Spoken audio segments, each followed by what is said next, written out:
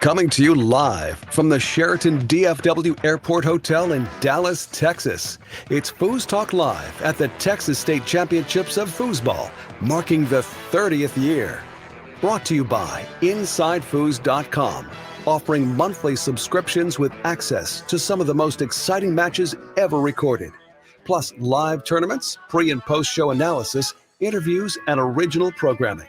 Sign up now at InsideFoos.com. Also brought to you by ProtectoFlex, the world's premier safety accessory. Go to protecto-flex.com. Brought to you by 518 Prints, one of the best printers of promotional items, t-shirts, hoodies, and foosball apparel. Visit 518prints.com. Brought to you by Foosballers, the movie. This Joe Hessling of Foosball documentary is now available as a worldwide download at foosballersthemovie.com. Also brought to you by the United States Table Soccer Organization, the USTSO, helping to usher in a new era of competitive foosball. Become a member at usafoosball.com. And brought to you by Foosball Clubs USA, promoting foosball through school systems all over the United States. Visit foosballclubsusa.com to make a donation today. Happy Memorial Day weekend from FoosTalk Live and the Texas State Championships, just coming down to its final moments here in Dallas, Texas. I'm Tom Robinson, and I got to say, a little worse for weary for how do you say that, Jim? Worse for wear, weary. It all works for me as well. Yes. Jim Stevens of Inside Foos and FoosTalk Live is here as well. I know Mark Torres. We speak on his behalf that he worked his mouth off. He really did this weekend. Yeah, he sure did. And we are certainly grateful for his help, and we wish we could have gotten him on for a couple more broadcasts for the weekend, but I think we're good. He'll always be back. He'll always come back next week, I'm sure. We certainly hope so. You never know with Mark. He's unpredictable, and, of course, that's what we love about him. Yeah. So, first of all, Jim, how do you feel? Oh, I have no idea. I'm numb.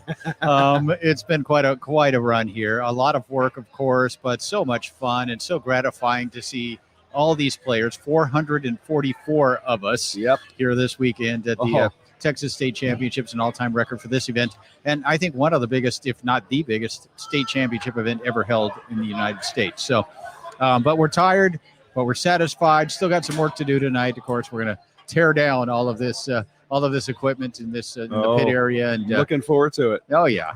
Nothing better. So I'm going to give you the honor, Jim, because you're sitting right next to one of the greatest players here today. Yeah. When it comes to foosball in general, and also foosball royalty because of his family. But I'm gonna stop right there. I'm gonna let you introduce our guest. The patriarch of the first family of foosball here in the United States, of course, and a great player, a world champion. In fact, all of the members of his family, it seems, are world champions and World Cup champions as well. But we're privileged to have with us tonight Mr. Terry Rue. Welcome, Terry. Thank you, Jim. I'm happy to be here. We've been trying to get you on the show for quite a while, and of course, we had to get you in person. We had to actually just wrangle him on over here. Was it handcuffs we had to use? Two pairs even. He's a tough dude, but it's got to be satisfying for you to watch your daughter, Sullivan, become obviously an outstanding young woman, but also a tremendous player. Doubling this weekend, winning doubles with Midori Kimura, and then also defeating Midori in the singles final as well. But you've got to feel a sense of pride. As a father myself, I can only imagine what you're feeling when not only is Sully a great player, she's a wonderful person, and just every day it seems maturing and becoming a beautiful, wonderful young woman. You've got to feel so much pride. Yeah, Jim. Words are hard to create, to explain it. She thinks through everything that she does. She makes correct decisions. And her work ethic kind of is backed by the results that she's having lately. And I couldn't be more proud. Every day we're upstairs in the game room, putting in a couple of hours into sessions and watching videos, of course, from Inside Foos. That is something that drives us to want to be better. So Terry, give us an idea. What does practice look like prior to a big tournament like Texas State's? So we go up, we decide if we're going to do 3 out of 5s, 2 out of 3s, most often 3 out of 5s when we have the time. We'll play one match where it's rollover only. And what that does for her, it allows her to have to block a rollover, so it builds that type of defense she'll need when she sees that shot.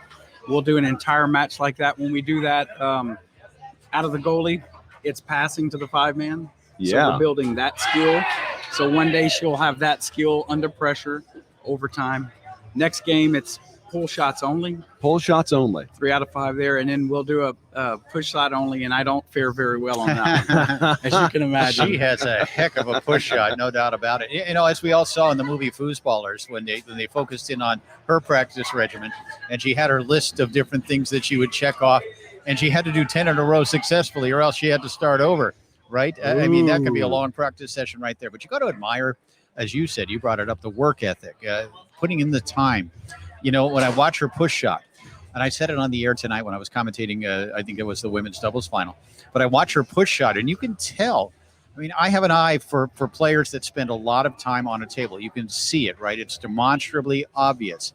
And when she shoots that push shot, it's so natural. And I'm thinking, she is, what, 18 years old? Just turned 18. And how many push shots has she shot in her life? Like, 100, 200,000 of them, right? Because it looks so effortless, so clean, so natural for her.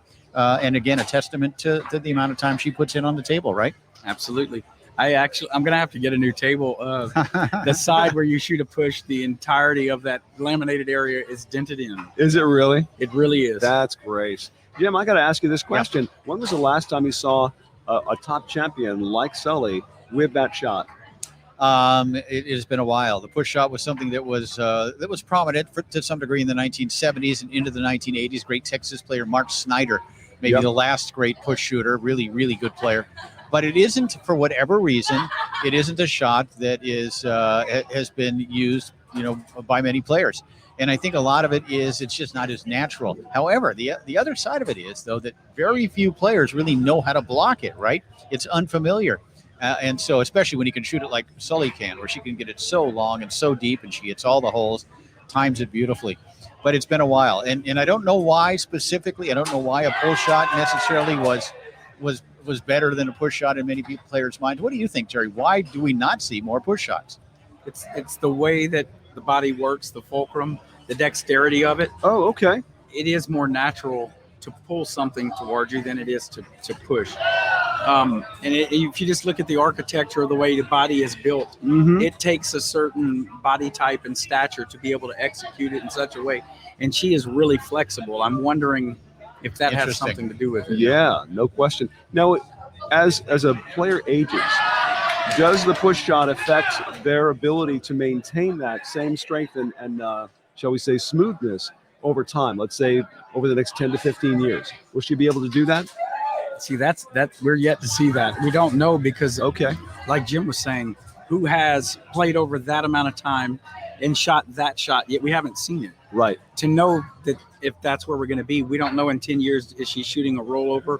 She has a very nice pull shot as well. She looks natural shooting. The thing is, though, no matter what shot you shoot, whether it's a push shot, push kick, pull kick, snake shot, standard pin, no matter what, it all comes down to shot selection. It comes down to picking the right holes at the right time, being smart with the shot, which I think kind of supersedes the physical aspects of it. Right. So in my mind, I don't have any question that because of the way that she is developing as a player, her table management skills, I think that she's always going to be able to shoot it because of her ability to pick those inside holes, pick the right hole at the right time, play it smartly, set up the opponent, etc. And I think those are things that translate to any shot, no matter what they are, even a push kick like I like to shoot.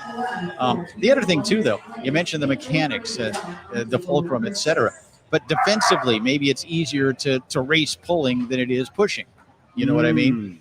And so maybe that's factored into it as well. But I hope she doesn't give up the push shot ever. I hope she doesn't go to the dark side and start shooting a snake shot. Although apparently she can. But it's wonderful to see what she is doing, and she does it with such class. And the other thing, and I talked to you a little bit about this earlier, Sully growing up, teenager, 14, 15, 16, maybe a little shy, maybe a little reserved on the table, just would go through the motions and very effective motions. But now what I'm seeing from her is a competitiveness, She is celebrating those good shots. She is really, you can see it The physically, actively fiery on the table. And that's kind of changed and evolved, hasn't it, over the last couple of years, maybe? It really has. I'm wondering if it was just a true belief, like, do I belong here? As a young kid, Sure. we have to appreciate everybody to her really is a new person in her life. She's only known them as someone that is an idol maybe to her, someone she looks up to, not exactly a cohort or a peer or an equal. And I think now it's a belief system for her. She really gets that she belongs here. That's makes amazing. sense. What a philosophy in general. Now, you as a family unit, I mean, your wife is a professional, you're a professional. Was there a point where you wondered whether or not she was going to be interested in foosball at all? Never. Ever. Really? She took to the table. Yeah. The ball and the men, it's captured. Kids love that. Yes.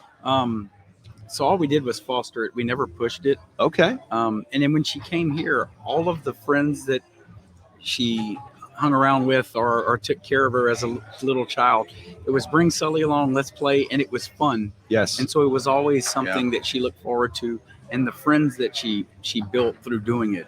So, it was almost like she literally was born to do this. Yeah, and that's really the key. And I have 2 young children as well, and my son is starting to play t-ball and baseball. And really the key is for them to have fun and enjoy it. That's the first couple of years. Make sure they have fun. You know, I've got video of Sully, and you know this, Terry.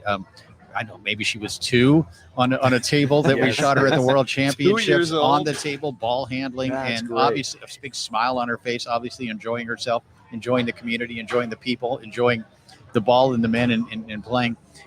We've got, I mean, I remember before you and Keisha were married. I remember when Sullivan was born. You know, we all do, of course. We're a big family. We remember that. And we've seen her grow year by year into what she is becoming now and blossoming as an amazing young woman and an amazing player and someone who I think has the capabilities of being the best player in the world. You know, I interviewed Keisha, your wife, 3 or 4 weeks ago for an Inside the Player segment at InsideFoos.com. Which is great, by the way. She was amazing. Yeah, Keisha was amazing. But I asked her, I said, you know, do you think Sullivan Rue, in my opinion, I think Sully could become the best player in the world.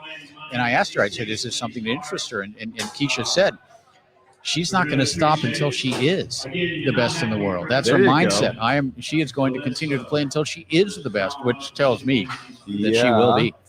Absolutely. And that's the mindset, right? It is. Whenever everything in your day is driven by getting into the foosball room, that's the end point, the reward for the hard work in school, making the grades.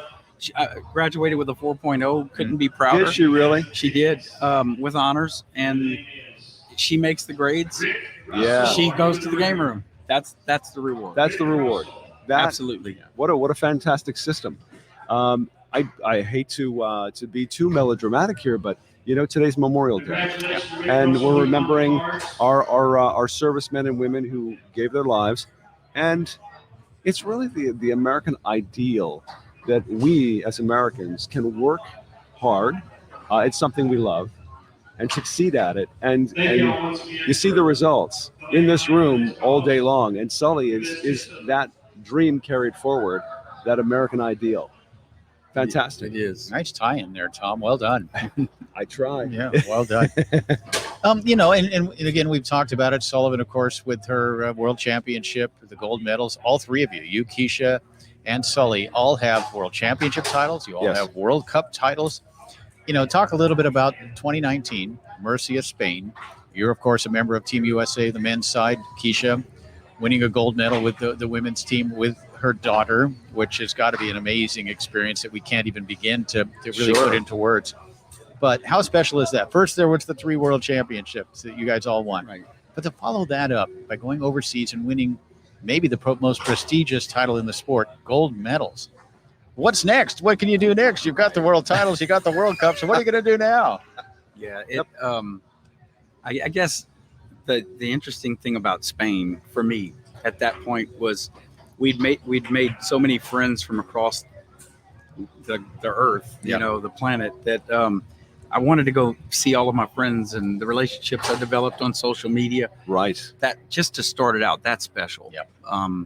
Where else are you going to have a platform where you can introduce your family to like-minded people across the planet. And so that alone was something that you want to go experience. So that was great. But then to actually have your child, your wife on the ladies team, when Sullivan was a junior, the selection committee portion of that took a big risk. Let's be honest. Okay. You're putting at that time a 16 or a 15, 16-year-old on a ladies team with, you're trying to assemble a team that has kind of like a big three of the ladies. Mm-hmm. So you can base a team around, because they really wanted to put together a team that was cohesive.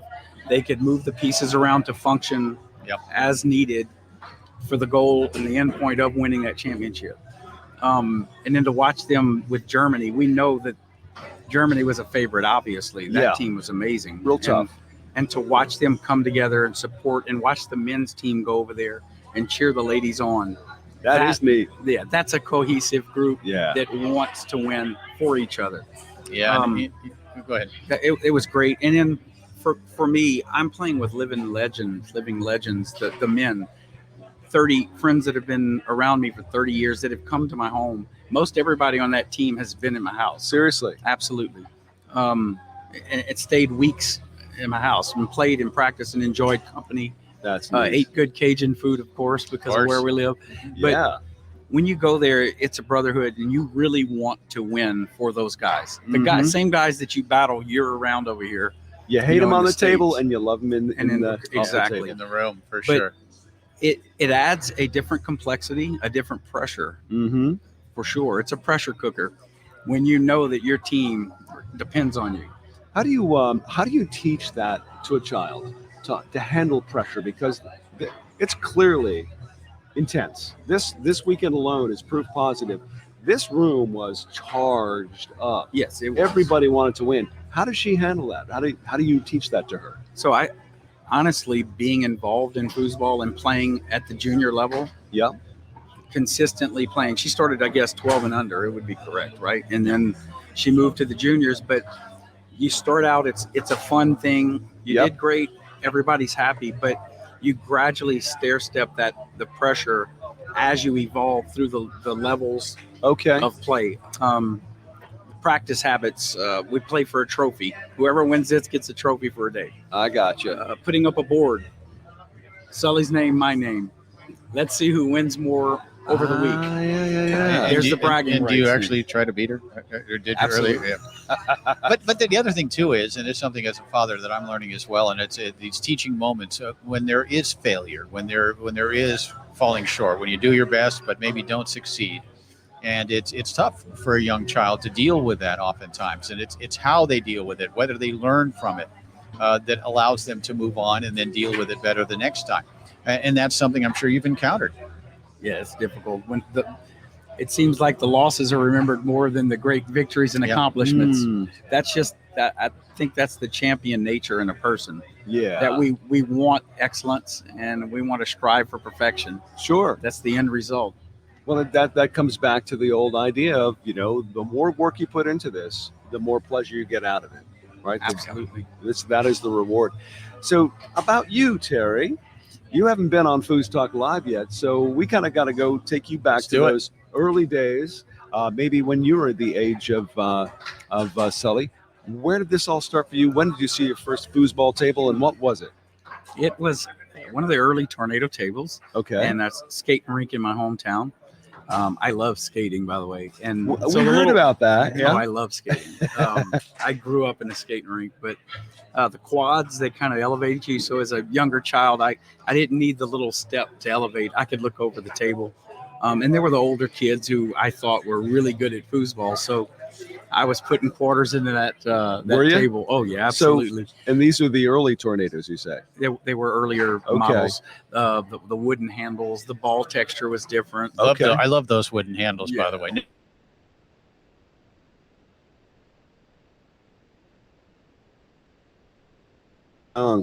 Yeah, I'm young at heart.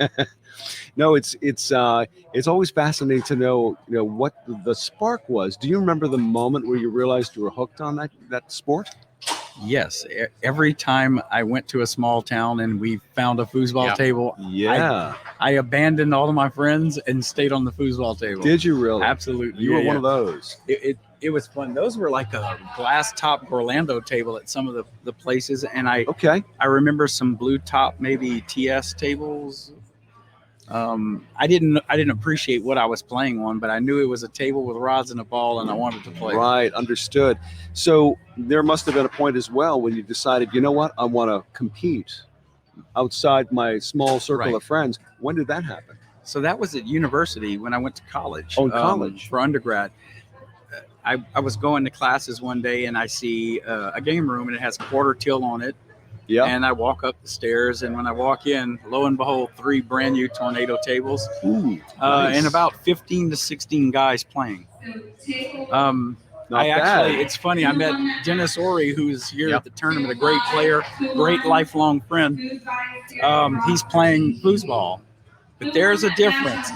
Dennis is left-handed, and he had a 5-man pass. Yeah. No kidding. And so welcome to the concept of controlled foosball for Terry. Uh-huh. Yeah.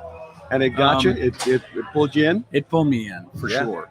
And the gentleman that ran it, Harry Mcmillan, is also a lifelong friend. He played in the 70s. He really introduced me to structure. Okay. And the concepts of why you pass and why you set things up and how defenses work. And that really fostered my game. And I didn't know at that point they had tournaments. I didn't know they had local tournaments, much less the major tour. So through that venue, I was able to go with all those new friends, go to the local tournaments and see some really good players. And it was over at that point. Right. No, you were in for forever. I was in for it forever. Yeah. Do you recall the first, shall we say, tour stop you went on, and how did you do? New Orleans, 1993. 1993. I was there. Yeah. Jimmy, were you the Nationals in 93? Yeah. Absolutely. Yeah. And how'd you do that day? I got third in rookie doubles with Terry McCullough, one of the local ladies that played. Okay. My partner, Ted Scott, that I thought I was playing with, he had a previous engagement, wasn't able to make it at the last minute, so we played. I remember seeing Johnny Horton there, and yes, he was a character. Oh yeah. He actually introduced himself to my girlfriend at the time, my wife now, Keisha. He introduced himself. Okay. And he told her after he wins the tournament, he's going to buy her a steak dinner. I see. That was my introduction to into the professional. Well, he wasn't bashful, was he? He was not bashful. No, bashful is not a word you'd ever use with Johnny Horton. That's for sure. That's fantastic. And so, when was the first time you won a major? It was Louisiana State. Okay. 1993, and then that same year. Mississippi State, Alabama State, and then I turned amateur in 94. Okay. Ted Scott and I was my partner at the time, went to Texas State, and we won amateur doubles, and then we played Worlds and won amateur Worlds that year. So you clearly were catching on quickly. I was. I enjoyed it. Very quick learner. And in those early days, were there people that you really felt you had to conquer to get to the next level? I mean, who were those people? I would say it was people, experts, pros from Louisiana. Okay. That you kind of looked up to, and you saw them at a different level, and I wanted to be at that level or higher. Yeah. So that's the adrenaline part, the junkie part of it. It's like, I'm going to put in the time. I'm driving to New Orleans every weekend, and I'm going to play these guys every until I weekend. beat them. All the time. I got to play Russ King a lot over there. Jeez. Yeah. Former world champion, 1993 world champion. And you were in Crowley more towards Baton Rouge. Correct. Baton Rouge over there. Yeah. So, no, and I think you and I probably met mid-90s, early to mid-90s, I think, when we first saw you. And one thing I always, when I looked at Terry Rue, was the energy, this positive energy, this excitement. And I remember when you kind of finally won your first Open title. I believe it was a U.S. Open, maybe in Atlanta. It was. and everybody just felt so good for you because everybody loves Terry Rue. I don't know if you know this about I've it, been but hearing this a lot. everybody this loves him, weekend, right? Yeah. And so he was so excited about it. I mean, Terry is a class act on and off the table, but for him to win and break through, and he celebrated, it was just like pure good energy, and it was really great. And then that even took it to another level when you, in 2015, when you and Robert Mares won the Tornado World Championship in just one of the most amazing performances we've seen. You guys lose in the winner's bracket, but then something clicks for you. Something happens after that loss, and you guys get on a roll, and it starts to build in that loser's bracket. And there was this energy about you and Robbie both, like, we're just going to ride this. We don't feel like we can lose. And you didn't. You beat Colin, you beat Lafredo and sprayed him in the finals, and just playing almost perfect foosball. Talk a little bit about that experience. I know it was an amazing thing for you, but it was also an amazing thing for all of us who were watching and feeling so good for you. Yeah. The interesting thing is it's Rob. Psychologically, Rob tells me at this point, Bubba, we wouldn't have made it classically. Bubba, Robert, we wouldn't have made it this far if we weren't playing good and if we weren't doing something right. So that means we're doing something right. We lost the losers bracket final. We can play way better than that. We have no pressure on us. Let's just go out there, put our product out on the table. I want you having fun. He goes, and if you're not smiling, I will tickle you. And we laugh about it now, but he was right. He said, this is where you want to be. Yeah. You want to be playing the greats of all time. Where else would you want to earn a title? You want to earn it with the people who are the best on planet Earth. Yeah. Truly. Yeah. And he's one heck of a coach. He really is. And a heck of a player that day as well. Yeah, he was in a zone too. You guys both were, but he wasn't missing many passes or missing many shots, was he? He was not. I don't know if I'd ever seen Robbie play with that much focus. Everything he did seemed to be the right decision at the right time. Got it. Defensively, he was sound. He never looked rushed. It's funny, and I remember in the match, you kind of get lost in it. And I think that's one of the things when later on that you were in the zone. Mm-hmm. I asked him, like, hey, what game is this? Like, what's this? I didn't even know. And you looked up and you said, it's foosball, dude. Yeah, exactly. But I didn't know second set, first set. And Robbie goes, T, he says, keep playing. I'll tell you when to stop. Oh, okay. That's when you know when to stop. And I said, okay. Awesome. And that was it. And I just got back to business. Press play. Yeah. So you win in 2015, of course, the U.S. Open win, and you've been a part of a couple of gold medal winning teams. And I don't know what would be your biggest thrill in the history of the sport. Maybe you can document that for us. But also, I want you to talk a little bit about what it means to be part of a team that accomplishes a goal of winning a gold medal internationally, multi-table against all these other countries, and how special that is. This is something we ask almost everyone who comes on the show who has competed for Team USA. And to a person, to a man or a woman, they all cherish this experience of playing with these players who you are used to competing against and developing this camaraderie and this bond and this relationship, which allows you to succeed at a higher level than really you ever would as an individual. But talk a little bit about that experience. First of all, what's your favorite title all time? And then talk about the Team USA experience. The World Championship. Absolutely. Of course, how could it not be, right? The second most memorable would be winning a singles title. Yeah. That was a big one. The other is winning a mixed with my wife at the U.S. Open the following year. Yeah. But you play hard. And here too at Texas State, you guys Correct. won. Yeah. I'd have to say that one. Yeah. Now that one for sure, because I had to play Todd through that. I had to play Tony through it, and I had to play Ryan. Not I, but we. Sure. And we had to play Ryan twice. So wow, there was something right in there, and the focus, and Keisha calming me down through the match. So that one does stand out. That was a heck of a 2 years for me. Yeah, for sure. And your Team USA experience. Yes. So I love team sports. I played football in high school. I like that you can take a collective people and there's a single focus. Mm-hmm. You work together to attain that goal. Yeah. One of them is it's a collective knowledge base, the resource that you have at your. This sounds pretty high tech here, But it is collective knowledge base. because No, it's But it's great. true. It's a great point. Yeah. you're going into a match, and if I've never seen this player, or stylistically, Yes. what do they like a slow? Do they not like a slow, methodical defense? Do they, something fast? Do they just shoot here? So you have people, Robbie, Billy Pappas has been all over planet Earth playing foosball, and Sure.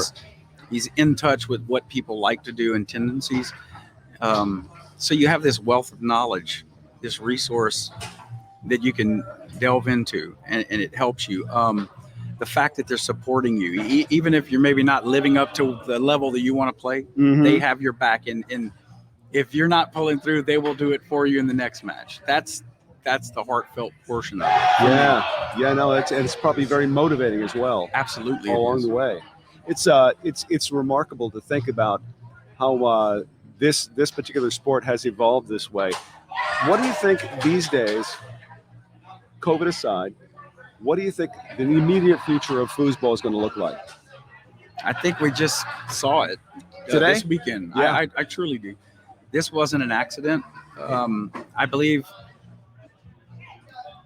there's momentum being built. Yeah, I believe it in every country. You can see everybody's hungry. They want to play, but we're seeing players that maybe haven't been in the circuit for a while Sure. starting to come out again.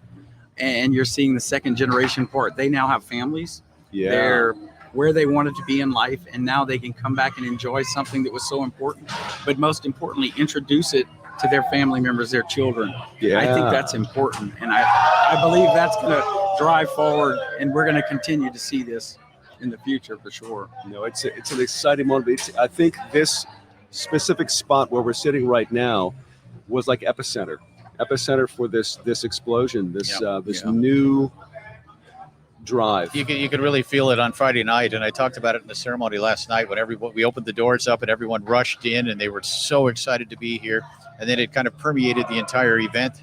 How happy everyone is to be out, doing what they love with their friends, with their family, and also there's this new renewed vigor. There's new energy. There is momentum building, and I think hopefully we're a little part of that with Inside Foos. But you do sense it. You mentioned it all around the world in every country. Now in Europe and other parts of the world, they're not quite to where we are in terms of getting back out there, but it's coming and they're ready for it. And I anticipate it's going to be similar to what we're experiencing here. Yeah, and what's really neat is I received a myriad of messages from all over. I wish we could play like y'all. Yeah. It's wonderful to Yeah. see foosball being played at such a high level. It's wonderful to see the volumes of people at the tournament. So this is people from other areas of the country or from the world. Correct. I spent the whole day chatting with Yannick Correa from No Luxembourg, kidding. one of my really good friends. And he uses Inside Foos. He can watch and see what's going on and Yeah. celebrate good play. Yep. It's very important. It's quite a bank of, shall we say, historical archived matches you can go back and see, like yourself as a youngster coming up through the ranks, and you can do that on the Inside. He Foos. looks exactly the same today as he did then. It hasn't changed a bit. That's got to be kind of freaky though to watch yourself come up that way, because you've been filmed so many times. Have you done that? Have you gone back and looked at your former self? It's funny that you mention it. When Robert messaged me, we talked about playing Yeah. for the Worlds in 2015. He said one thing, kind of like a contract. One thing Okay. that we're going to do is I want you to go to your first tape that you have recorded, and I want you year by year to just view the maturity in your game, so No that you kidding. can understand the improvements and the belief that you can have in yourself, that your skill level's there, your mindset is there. And it was really interesting. I watched one of the videos from North Carolina with my real good friend Waleed Elegami, who was a wonderful goalie. I was a hyperactive person. I wasted a lot of I wasted a lot of energy.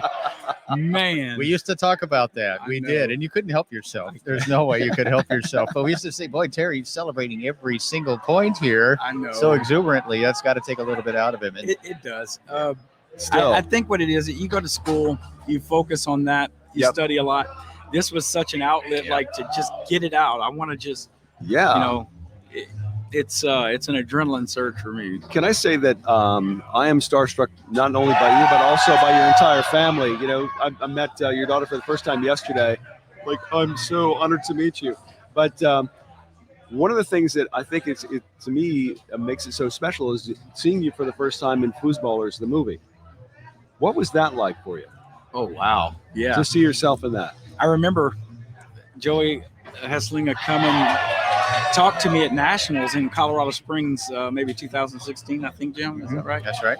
And he just kind of says, look, I would like to speak with your daughter. I would like permission. And I also would like to speak to you maybe about doing a foosball documentary and coming out and visiting you guys. And I kind of looked around like, who's playing the Joe Cohen Terry? Right. But then when we sat down and we heard, his sincerity and what he wanted to do, and heard the story of how he got to where he was with the documentary, we were very excited, humbled, obviously, and we thought that our story would be good, really, for foosball. But it's different. Oh, sure. In a way.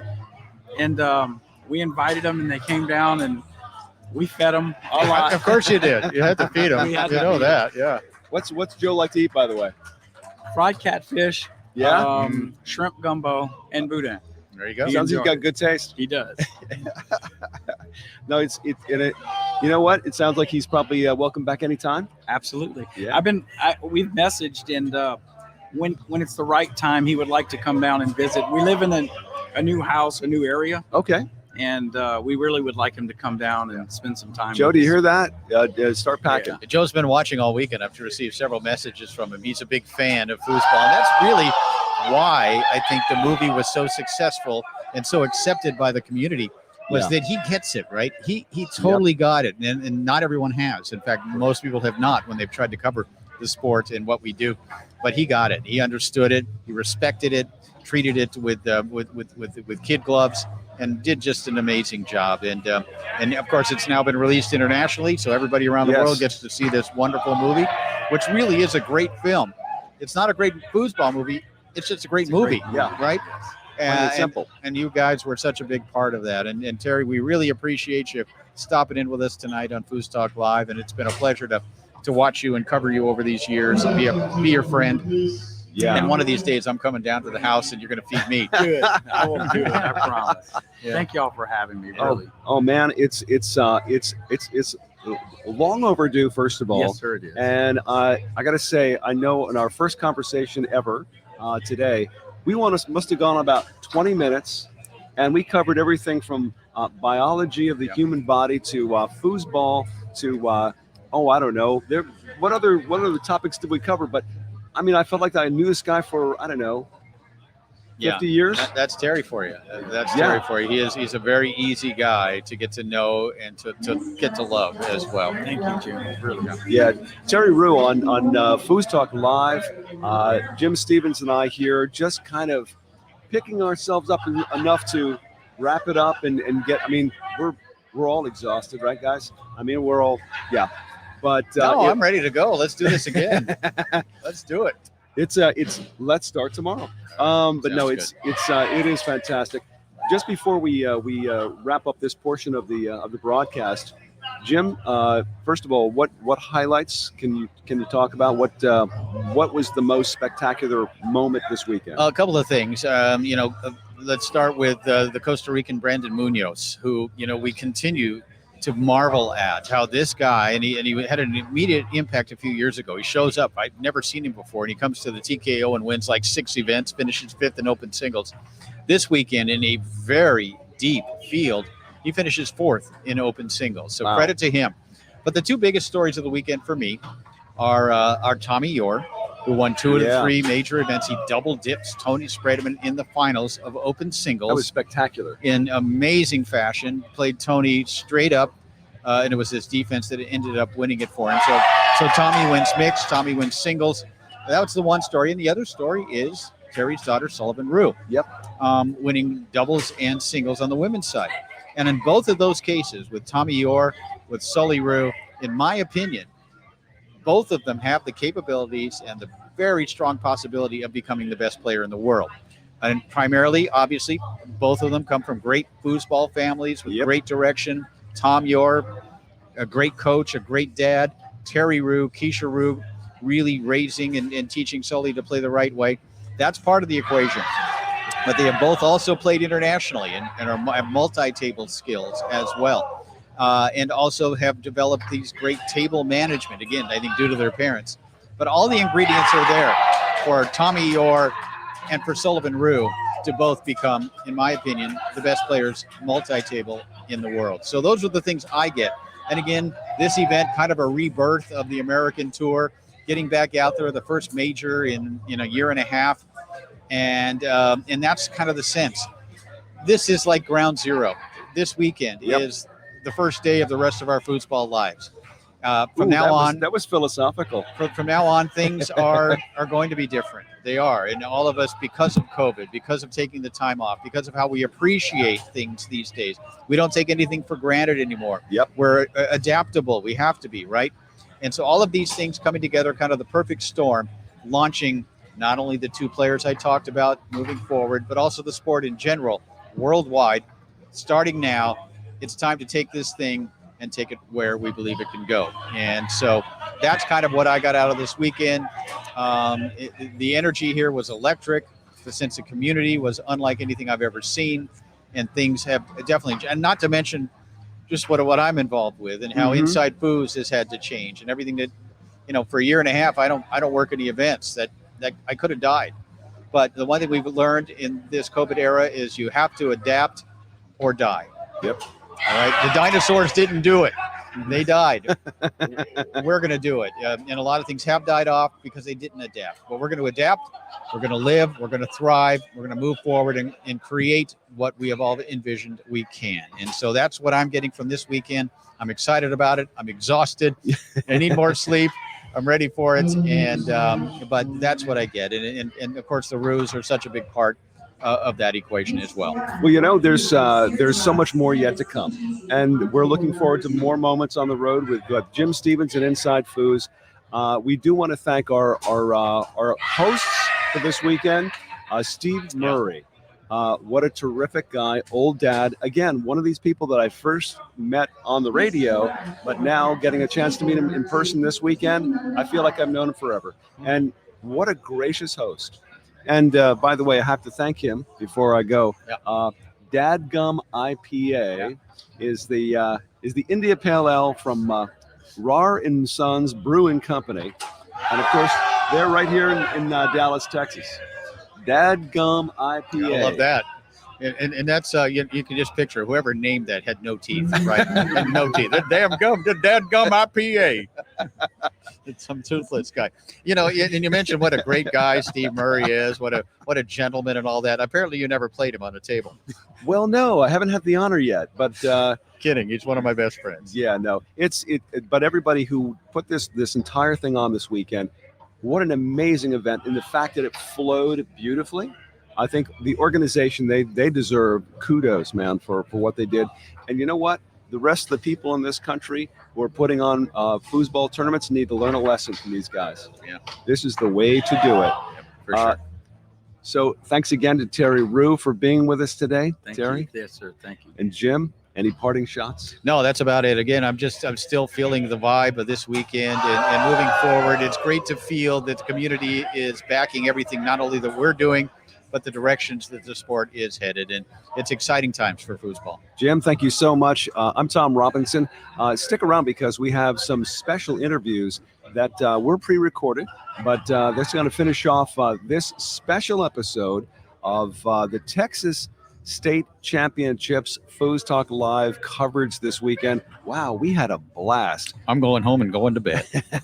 All right, Jim. And thanks again for tuning in. Stick around because we got some great stuff coming Thanks, right Tom. up. Inside Foos is once again on the tournament scene, providing world-class play-by-play foosball coverage. FoosTalk Live is tagging along. Texas State Championships. It is the 30th anniversary. FoosTalk Live is here on the scene this weekend. We're down to our final day of the championships, and I thought perhaps this would be a good time to catch up with some of the superstars of this sport. Well, I have to say, I got lucky because I'm sitting with Tracy Mcmillan, T-Mac from Pasadena, Texas. Welcome to FoosTalk Live. Hey, thanks for having me, Tom. Glad to be here. Yeah, man. So this is an amazing turnout. Just give me an idea. What does this mean to you, this kind of turnout for Texas States? Well, this is the first tournament for me in about 20 months. And I noticed, there's been, I guess, about 5 tournaments leading up to this year after COVID. So I've been watching, been keeping up with all the competition, seeing who's been up and coming, and been very impressed. And it was very pleasing to see such a huge turnout. I knew it was going to be a huge turnout. I could just see the momentum kind of gaining, from tournament to tournament. Yeah. So I wasn't surprised, but it's very pleasing to see. Being from the state of Texas, how many times have you actually come to this tournament? I think I probably came to my first Texas State in maybe 85 or 86. Wow. And, well, actually, that was my first Worlds. So I'm trying to think, when did Texas States even start? I really don't know that I recall when my first Texas State was, now that I think about it. So because it seems like maybe didn't Murray say that he didn't start it until 93? Yep. And I don't know if somebody else was having it before. Maybe Dave Currington was having it or something. Maybe in the late 80s or something. I think that's correct. Because I think they even had a Texas State in Pasadena at the old Tornado Shelter in Pasadena, Texas. That's what you're right. You're right. And about Dave that. Currington and Kevin Keeter won that tournament. Yeah. So that probably was my first Texas State, but I couldn't tell you what year for sure that it was. So long time, and I did miss a few. Maybe around 2015, 16, around there. I missed a couple of them. So now you and Dave Gummison, of course, legendary pairing up. Now, do you guys ever play Texas States together? Yeah, we did. We played maybe 2 of them, I think. We haven't won any. I don't know. We probably got maybe 3rd. We might have been in the finals one year. Okay. But, every tournament these days seems to go through Spreedeman or Ryan Moore and their partner, which is going to be a Lafredo or a Rob Mares or a Brandon Moreland or somebody. So, we just that's just a tough mountain for most people, and that's why they've won so many titles. How many has Tony won now? Texas State championships. It's a lot. Tell me about it. It's pretty extraordinary to see that kind of record, especially this day and age. And when you're here at the Texas States, excuse me, you start to realize the depth of the talent in this room. Just this weekend alone, and I've been playing some of the rookies and the amateurs. People are not rookies. The Texas people that are considered rookies, they're expert to pros where I live. Yeah. This region, Texas players, Louisiana players, Oklahoma players, and you can even say that Denver or Colorado players are in that area too. And now it's even expanding. You got a lot of good Mississippi players, Georgia players, Florida players. Yep. Alabama players. I don't know how many there are, but of course Cindy Head's here representing. Oh yeah, she's on fire, man. I'm watching her a little bit. She's back in her old yelling after every point. Yeah, she made it back to the finals of women's doubles.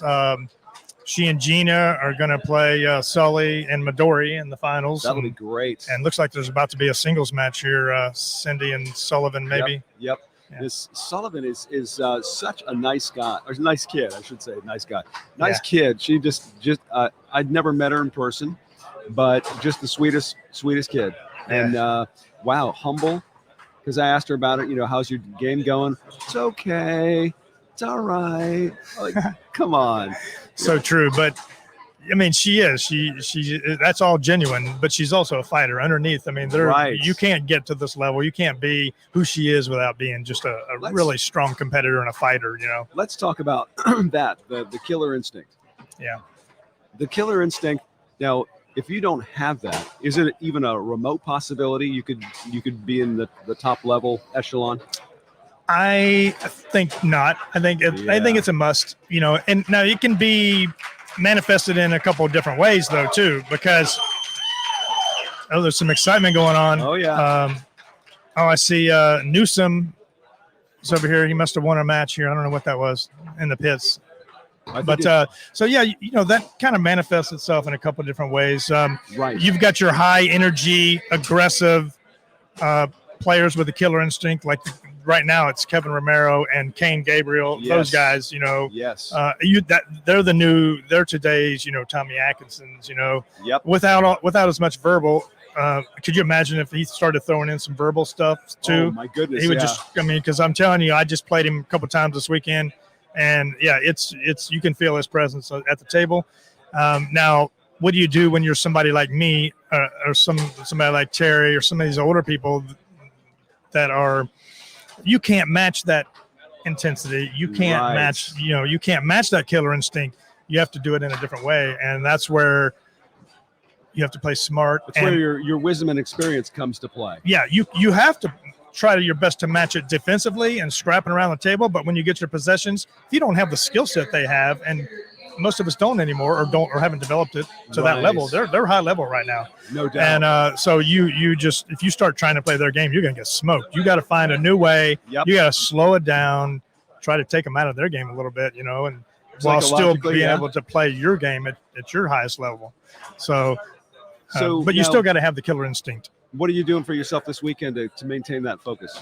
Oh, that's exactly what I'm doing. I'm trying to always analyze that and make sure that I'm not falling into a trap, trying to play their speed. Yep. Trying to do shots and stuff and bust, an extra oomph. That usually leads to misexecutions.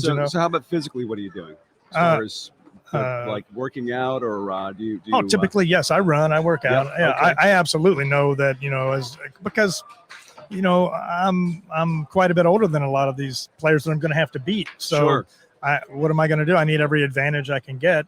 Okay. So yeah, I run, I work out, it helps to some degree for sure with fatigue and stuff, but you got to prepare mentally just as much. So, and you got to put time on the table because you need all of it together. It's a complete package deal, So this being the final big day, what's in front for you? What do you got coming up? So I'm out of everything except for senior events, which is weird because as a senior player, you've been playing for 4 days, and now your finals and all are played when you're just your bodies. It seems unfair. It seems cruel, So, but yeah, it's father time, by the way. Yes, you can blame father time. Yeah. So and, we're all subject to that, except for Todd Lafredo. I understand. Yeah. He owns father time. Yeah. He's more the exception. Yeah, no question. And it's good to know there's somebody can overcome that. But yeah, and you could say the same for other players like Gummison and Tom Yore. Sure. Tom Yore he's older than he looks, and he's older than he plays. I mean, he's a Todd Lafredo too, in a way, in a lot of ways. Now, I'd spoken to Tom Yore Sr. a few times through FoosTalk Live and got to know him a little bit. But when I met him for the first time in person yesterday, I think we talked for maybe half an hour. What a terrific guy. What a super smart person. Absolutely. And just, a classy person. That's what I'm noticing about you guys, especially at the top echelon. You all are very humble and very friendly people, very open about the game. And it's gratifying. You know what? I wonder if foosball has something to do with that because it can humble you. Yeah, right. There may be many life lessons that were learned on a foosball table. Now here's something, and I don't want to get too shall we say melodramatic here, but this morning, waking up, realizing it was Memorial Day, and we want to honor, of course, the sacrifice that our troops have made on a weekend like this. But you know what? It's about the American ideal, and the American ideal is, if you work hard enough, if you dedicate yourself to some goal in your life and you work towards that goal and you don't let anything distract you from that goal, you're going to achieve great things. Foosball players are the American ideal. People like yourself. You dedicate yourselves to making this your life's work, so to speak. But you love it, of course. But you work and you work and you put those 10,000 hours or whatever it is they say you got to put in, but you work hard and you get the reward. True. And it's not about money, right? It's not necessarily about fame, but it's about something internal. Yeah, it is. It is internal. It's it's testing yourself. Yep. It's testing yourself and watching yourself grow, and seeing reaping all the benefits of your hard work and your commitment. It's a lifetime commitment, because foosball players are very driven. It takes a long time to get good at this game. It doesn't happen overnight. It's amazing. Yeah. I mean, I began, as just a bar player in 1975 on Bonzini, and I had no clue there was tournaments. It was early days, and quit for 30 years.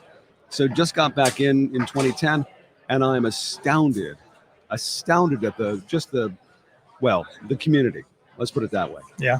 And I'm so happy and so gratified that I can actually even sit in the same room with these people. It's nice that you have that perception. It's nice that it's that way. Yeah. I agree. We keep using the word family, but it is back to the theme. It's the American ideal, True. And Tracy, I got to say, man, I've admired you from afar because of your traditions and, of course, your winning ways and legendary play. So, what's in the near future for you? What's the next big event you're going to go to?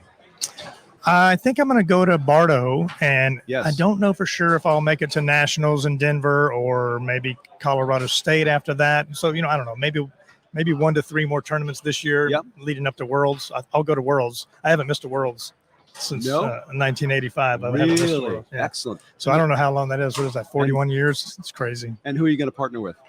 It'll most likely be Gummison. Nice. Yeah. Okay. So Mcmillan, Gummison back together again. Yeah.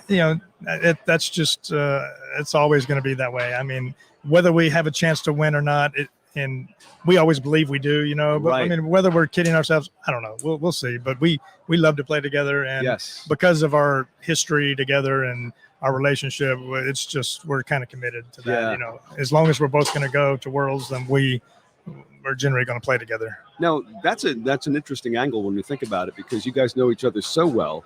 I mean, how can you beat that communication on the table? You two communicate so well. You know each other's sentences. Yeah, I mean, it's going to have its benefits for sure, but as we're getting older too, though, and as these, you were talking about all the good players in here too.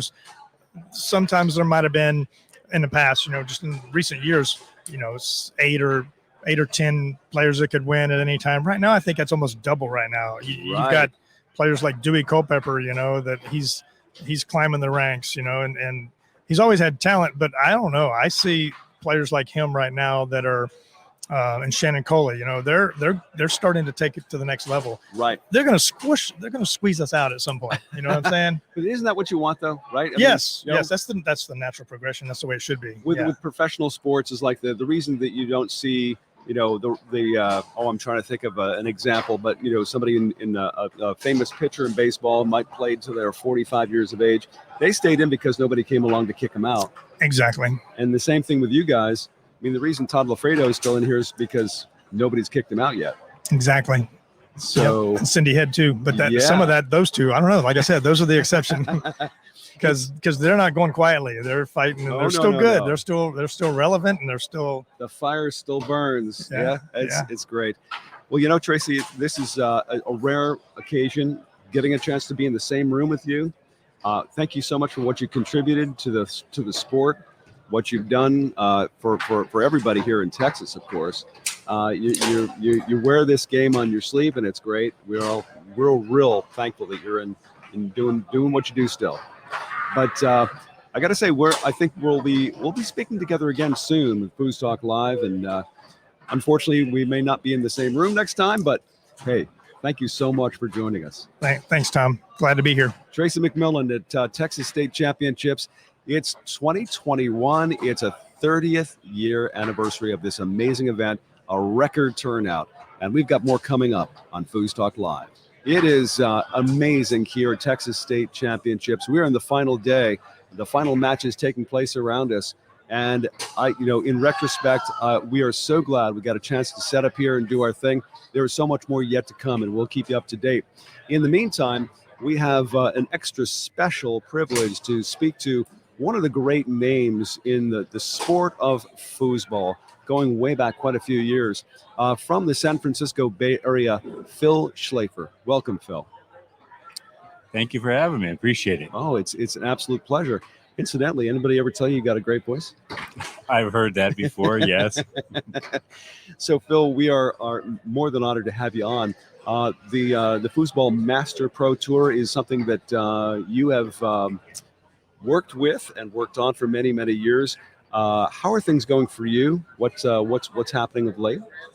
Well, the original Foosball Master Tour, as you know, broadcast in 2009 on Versus Network. Yes. And last year, with the success of the Foosballers documentary, I was approached by a couple of producers, and I was also approached by Mark and Jim of Inside Foos. Right. And asked me if I might revisit the show or concept. So I thought about it for a little while, and I thought, you know what? I have hours and hours and hours of footage.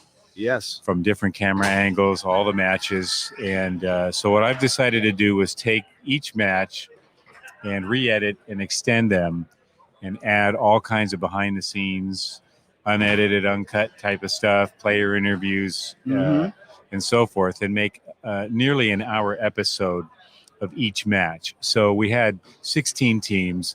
It was a single elimination tournament, 2 out of 3. So there are 15 matches total. Okay. So I understand that Inside Foos is going to release episode 1. Yes, next week. Next week, yeah. And then episode 2 and so on and so forth. So I'm working on 3 and 4 right now. So we'll have those ready to go. Yeah. It's an ongoing project. Yeah. So, okay. So let's go back. Let's find out, where did that concept come from? And how did you make it happen? You know, it was a series of coincidences and good luck to get it off the ground. I've been lucky. I have a few friends in the entertainment business that I met really young before they ever got established in that business, and kind of ran into them over the years. One of them was integral guy. He still is with the World Poker Tour and World Series of Poker, Matt Savage. Okay. So I owe a lot to Matt. He was well connected with the sports networks, Fox and ESPN and so forth. So he helped open some doors for me. The other is Mark Teague of Dreamhaven Studios. He used to work for Disney and did a lot of graphics and video production and won some awards.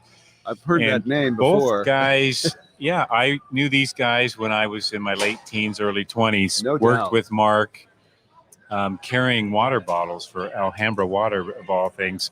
No kidding. But ran into these guys later in life, and it was both of them were flukes. I was watching World Series of Poker, and as you know, 2003 was when it really blew up, when Moneymaker won.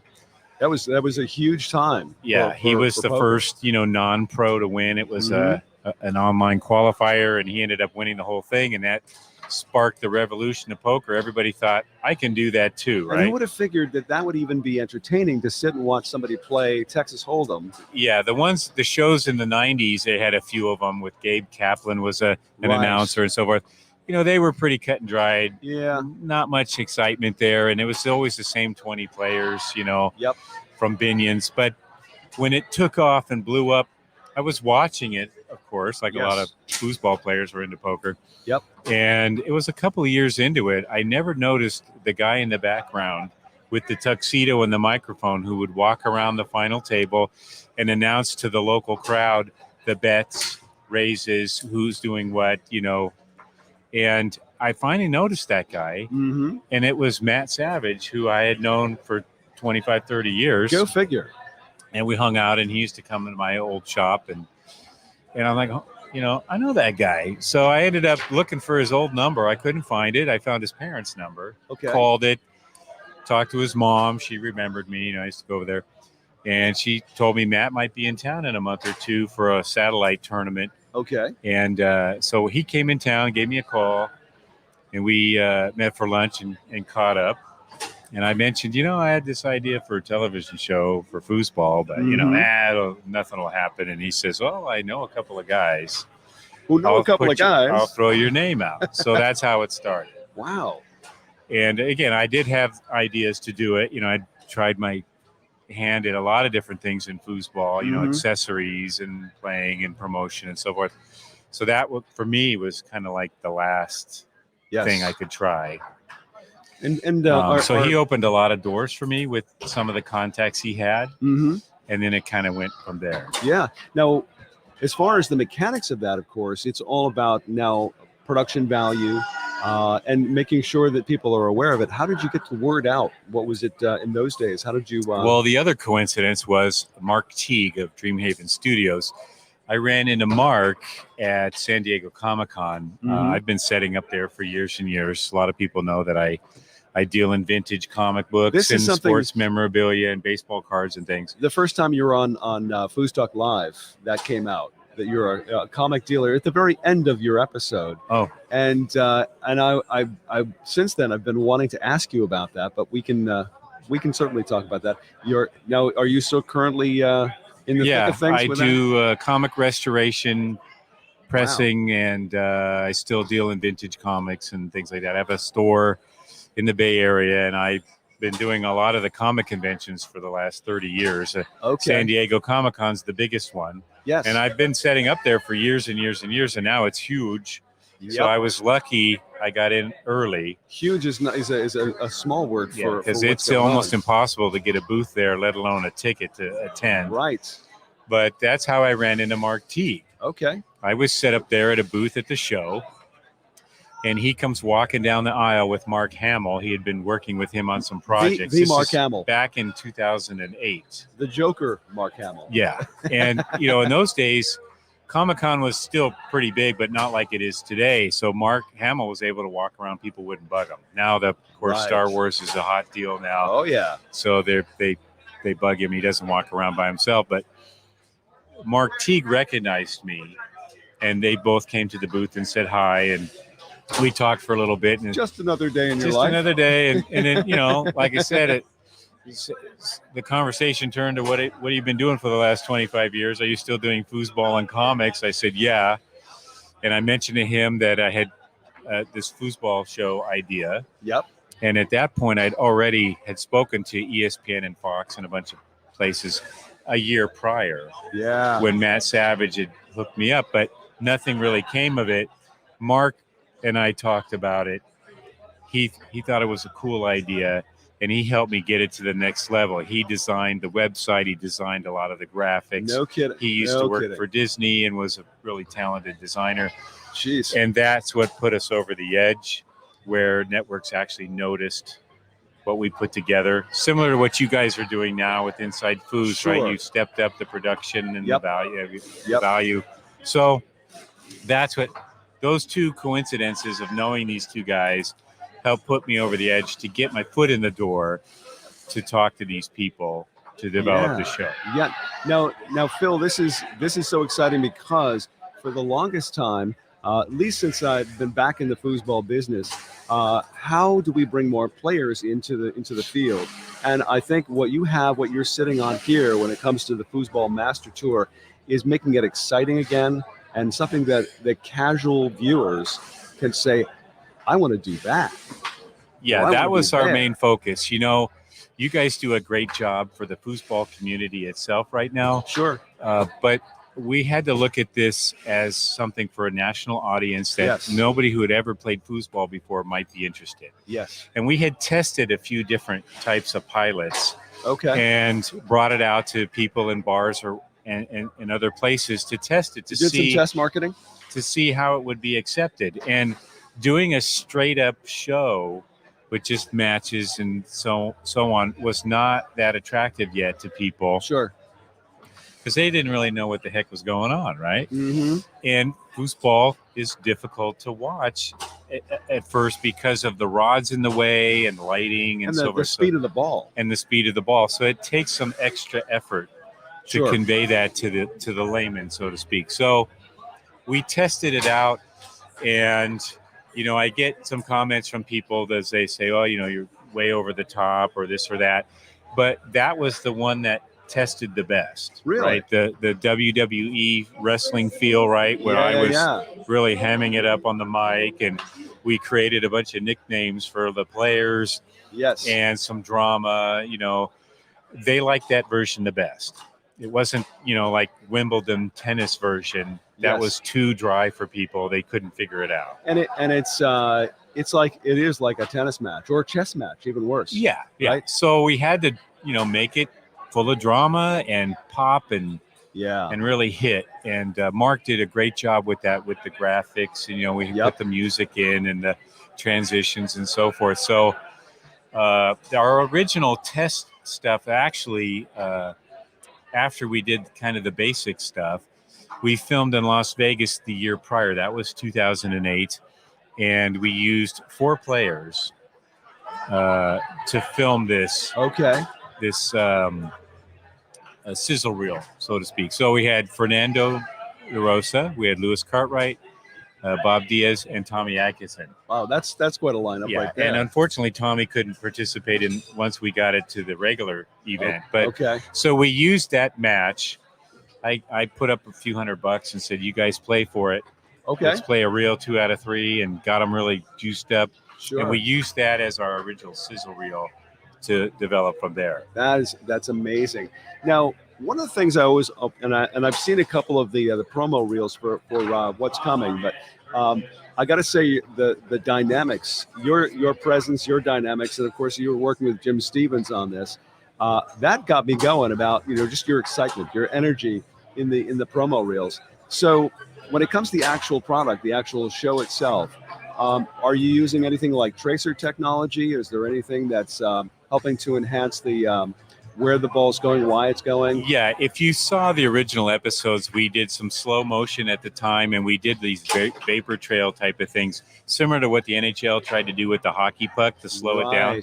So we did, you'd see it in real time, and then you would see a slow motion thing, and you'd see the little vapor trail. And then Jim, with his good description or my color, would add to that.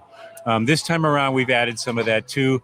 And because the digital technology is so good now, we can really slow things down. Oh, that's the slow motion in 2009 was still almost not slow enough on some of the shots. So now we've really broken it down where it can go slow, and then Jim can do his description. I love that. So the Foosers are going to like that. And then we had 4 tables we used. The outer tables had a set camera and then some handheld cameras that we moved around the table. So we tried to get in closer to the guys when they take a timeout. You can hear some of the strategy being discussed. And then the middle 2 tables we used had 3 cameras in the table. In the table? We had a mounted camera directly over the top. Okay. Then we had the boom camera that went in and out, and then 2 additional guys with the handheld cameras. That's neat. So we were lucky. When I did that, I got some of the production crew that did World Series of Poker. Okay. So if you'll notice the crowd with the blue lighting, and so all this was done in Las Vegas. So I did grab some of those guys. And then one of the handheld camera guys had done a few Olympics and even a couple of Super Bowls. So he knew what he was doing with some of that camera stuff. Pros, absolute pros. He didn't know foosball as much, so I had to tell him, hey, look, get in there and do this and do that. And there was a few things we missed, but a lot of really great things we caught. Wow. So I'm excited to, I'm pulling up this new footage, and I've forgotten a lot of this stuff. And then you hear a lot and see a lot. So the tabletop cameras especially are really cool. Mm-hmm. And there's one camera angle in particular I really love, and that's a camera we put in between the 2-row and the 3-bar. Okay. And it's facing the forward on the opposite side of the table. Wow. So you can see the tabletop, you can see the ball, you can see him set it up, and you see his face full on, looking at the ball, looking at the goal, looking at the ball, back to the goal. So you can see what they're looking at before they've decided to pull the trigger and shoot. This is so revolutionary. Cool. That hasn't been done before. Yeah. And that is, to me, the coolest shots. I can mean, see what they're doing. If you, as a producer, as a person who's passionate about the game, can translate the story that we all know because we follow the sport. If you can translate that story into the average viewer gets the story and gets into the story just by watching, that's the magic. That's where it all happens. Yeah, and it gets the personality of the guys so much better because it's right up in their face, right? You can see their facial expressions if they score, if they miss it, if they miss a catch, whatever. That really adds to the flavor of the thing and the personalities of the guys. So, I mean, it all sounds good to talk about this now, of course, that you've started this development, but how many man hours have you devoted to this? A lot more than I thought. So, but it's always that way. You know what I did is I've let some of the footage roll. Yep. Because again, I want people to see behind the scenes, more raw edit stuff. It doesn't have as much of the flash and the transitions that the original show did. Right. I just let the film run a little longer. Yep. So a little bit more on these pretty cool camera angles that you don't see. A little bit more like during the timeouts, I'm letting it roll. Yep. Table transitions from one side to the other. The guys were wrapping and then unwrapping on the other side. I'm letting that roll. Nice. So it's not, again, the flashy cuts, but just, again, a true behind-the-scenes type of deal. It's like you're reinventing the wheel well, I mean, technically speaking, to make it more approachable and something that's consumable by the average viewer. I mean, when I think about this, when I first watched the World Series of Poker, the thing that got me involved was they showed you the hole cards. When they added the hole card cards. Camera, that changed everything. Everything. Yeah. So all of a sudden, I, as a viewer, could say, "Oh, he's got a 2-4 in the hole, but he just went all in." And you can really play the hand with him at that point. Now you're deciding yourself what the percentages and the odds are. And they show you that up on the screen as well. That helps you too. So what about statistics when it comes to your particular production? What are you going to be including on the screen? We didn't add any new statistics this time around. I mean, we do have the graphics, and we flash on there the game score and that type of thing, the timeouts. When I did the player interviews in the original show, you'll see their stat lines, right? Gotcha. So we created a couple of new stats that really are not tracked these days, like torque. I came up with the torque, right? So it's like, okay, how hard does this guy hit the ball? Well, his torque level is 80-something, 90-something. Yep. And we wanted that to translate to, how fast is he really hitting the ball type of thing. Right. So we manipulated that a little bit for each player, of course. So that was something we added. There's always got to be the added drama, a little bit more. I did add some drama, and I left that in there. So also what you're going to see is full player interviews. Nice. So I took each team, we set them up in a room and made them comfortable on couches, and we interviewed them for probably 15, 20 minutes. Wow. And knowing that a lot of these guys had never really been on camera before, I had to ask some questions to make them relax a little bit. So you know how to do that then, huh? Okay. And ask them some questions to get them fired up. Yeah. So we had to create a little bit of extra drama. Yep. For the show, but of course the matches and all the rest of it is the real deal. Yeah. But so I would ask a few key questions. I'd tease them a little bit. Again, make them relax. And then I'd set up a little drama like, so-and-so wants to play you in the first round because he thinks you're a cupcake. How do you feel about that? Oh, yeah. And so then that would get some guys fired up and go, yeah. He said you're a panty waist. What do you say to that? Yeah. So there's some of that in there. And I let the interviews just kind of run through. Yeah. I didn't cut or edit them. Oh. So that way, if you go back and see the original, when we used parts of those interviews, okay, now I see how the questions set that up. Or Right. So what do you envision as far as the future of this? I mean, obviously, this is the beginning. Where would you like this to be in 5 years? That's a good question. I would like to develop it again and do something fresh, some new type of things. Now that COVID is, hopefully we're really on the downside and things will get back to normal, maybe in another year or so, we could look at doing something again.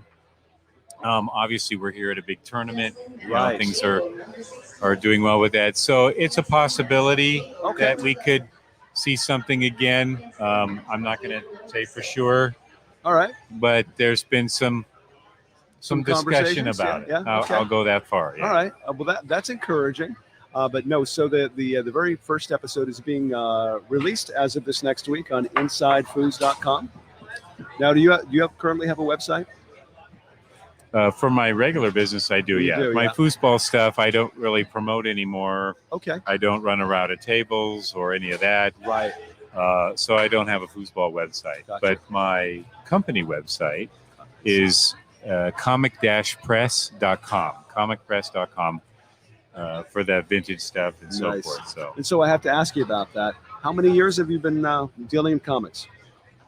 I started dealing comics just before high school, actually. Okay. I had a problem getting a paper route in my area, right? You had to know somebody. It was kind of incestuous, right? Because a guy would hand the paper route to his best buddy when he was done with it.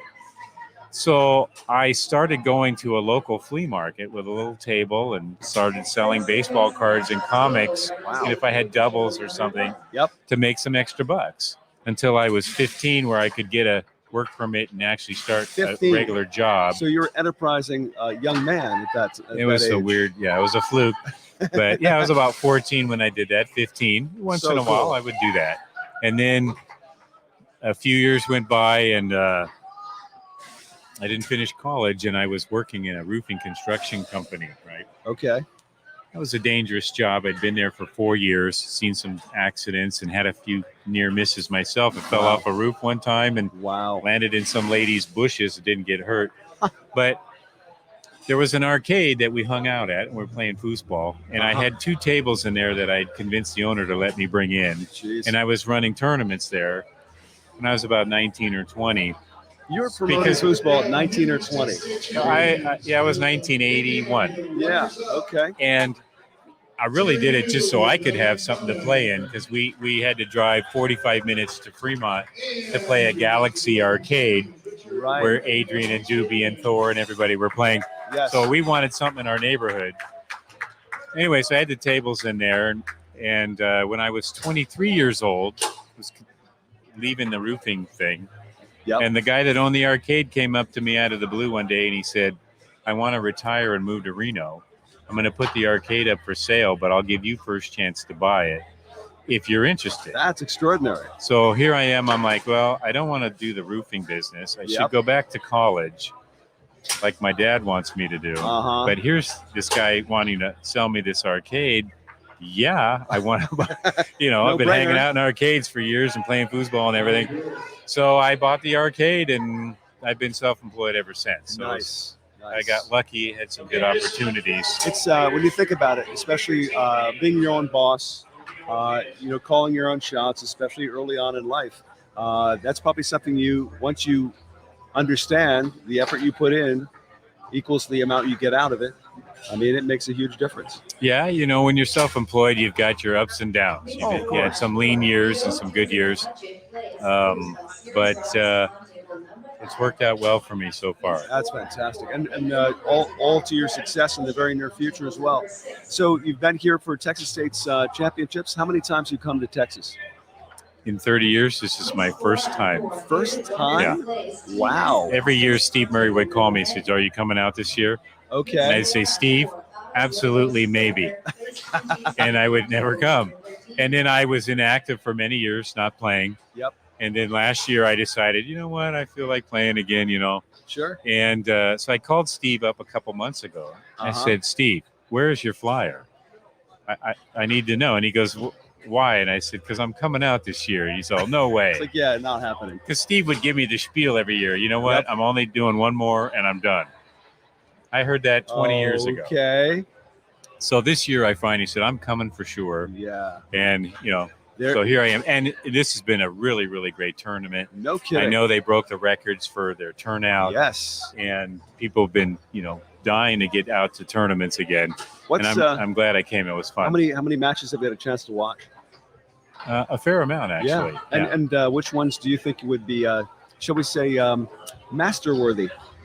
Master-worthy as far as the matches I've watched? Or that you would put into production, let's say. That final with Tommy and Tony was pretty cool. That was really good. I was hoping you'd say that. The Sullivan-Rue matches. She won the women's singles title. Yes, she's amazing. And she's done well in a bunch of other events. I definitely would look into something like that. Right. To produce. And those ones really come to mind. Okay. No, it's when you look around this room and you feel the energy here, it's almost like this is the rebirth of what could be, I don't know if it's going to return to what the 70s were like, but maybe something akin to that. And with the help of certainly Foosball Master Tour. Well, I'd like to hope that it might happen in the future. I think that, with the COVID and the extraordinary circumstances we've all lived with this past year, people have gotten a renewed interest in indoor activities. Yes. So I know that pool table sales went up, and foosball table sales went up, and those types of things, because people were staying at home more, staying indoors. So I think you'll see a little bit more of a resurgence. You're going to see more guys like myself coming out of retirement and playing. I've seen some faces here. Catching up that I haven't seen in years that have come kind of out of the woodwork. So I think it's a good jump start for the future, and then your guys' production has been top notch, which is also bringing people back around and new players as well. I think Inside Foos is timing it just right. They're really putting their efforts in at the right moment. So and it really was a result of COVID, because we could all kind of get together and plan things out properly and have the time to put the effort in. And so we're fingers are crossed, of course, but I just have this feeling, especially after being here this weekend, things are looking up. It's going to get better. Absolutely. So Phil, here's to all the success in the world. I hope that the Foosball Master Tour for you with Inside Foos is going to be a huge hit. I have a feeling it will be, and we may be shall we say, giving you a call for some more product in the near future. You never know. You never know. But thanks for joining us on FoosTalk Live here at Texas State's Championships. Bill Schlafer on FoosTalk Live. We'll be back with more. Thanks for tuning in to FoosTalk Live on location from the Sheraton DFW Hotel in Dallas, Texas for the Texas State Foosball Championships. FoosTalk Live is a product of Inside Foos, all rights reserved. Brought to you by Protectoflex, 518 Prince, Foosballers the Movie, the USTSO, and Foosball Clubs USA. FoosTalk Live will be back. In the meantime, we'll see you foozin'.